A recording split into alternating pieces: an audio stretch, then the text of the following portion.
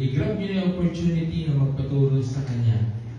Kanina po may tinuruan siya si Rose Antu. Tinuruan ni Grace yung pag-gitara.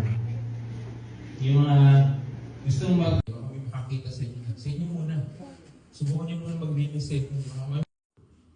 At gagawin ng bata niya, pagkagising niya ng 5 a.m., mananalangin siya kagad.